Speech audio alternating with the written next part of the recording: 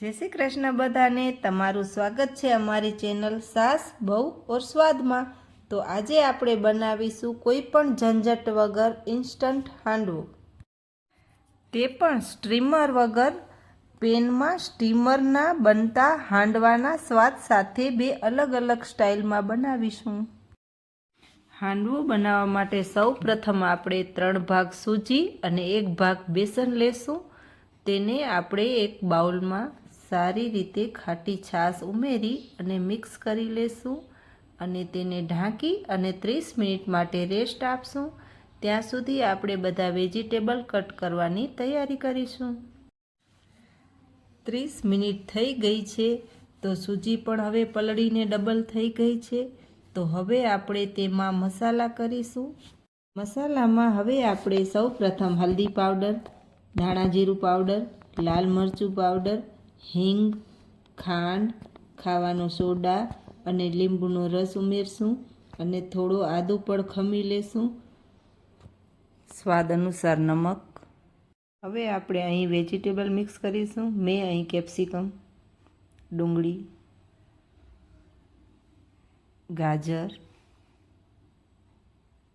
छीणेली दूधी, લીલા ધાણા નાખીને બેટરને સારી રીતે મિક્સ કરી લેશું। અહીંયા તમે તમારી પસંદગીના કોઈ પણ વેજીટેબલ એડ કરી શકો છો। આપણું બેટર સારી રીતે મિક્સ થઈ ગયું છે। હવે આપણે વઘાર કરીશું। વઘાર માટે થોડું તેલ લેશું।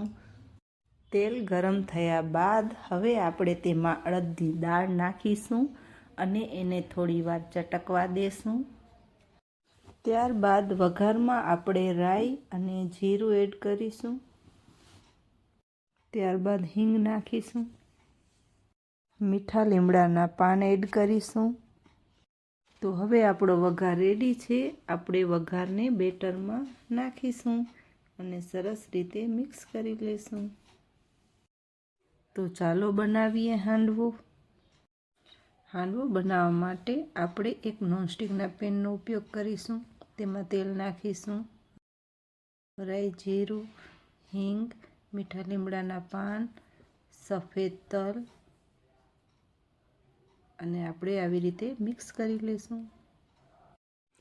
હવે આપણે એક સ્ટીલનો ગ્લાસ લઈ તે અડધો ગ્લાસ પાણી ભરી અને આપણે કડાઈના સેન્ટરમાં રાખીશું। ત્યારબાદ તેની આજુબાજુ આપણે બેટર નાખીશું।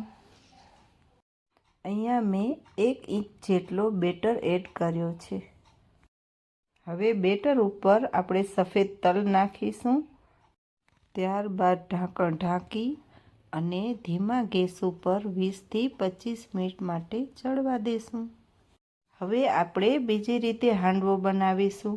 તેના માટે આવી નાની એક કડાઈ લઈ કડાઈમાં આપણે તેલ એડ કરીશું। તેલમાં આપણે રાઈ, જીરું, સફેદ તલ અને 1 ચમચો બેટર નાખી અને સરસ રીતે ગોળ ફેલાવી લેશું।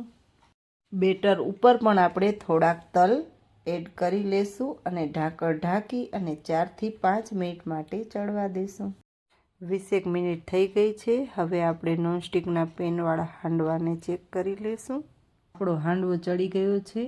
હવે ગ્લાસને આપણે બહાર કાઢી લેશું અને એક ડીશની મદદથી આપણે હાંડવાને પલટાવી લેશું।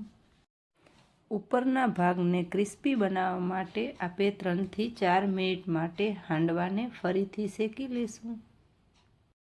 જો હજુ સુધી તમે અમારી ચેનલને સબસ્ક્રાઈબ ન કર્યું હોય તો પહેલાં સબસ્ક્રાઈબ કરજો અને બેલ આઇકન દબાવજો જેથી તમને આવી અવનવી ગુજરાતી વાનગીઓ જોવા મળે। 5 મિનિટ થઈ ગઈ છે। હવે આપણે કડાઈવાળા હાંડવાને પણ પલટાવી લેશું। હવે આપણે ઉપરના ભાગને પણ 1 થી 2 મિનિટ માટે ચડવા દેશું।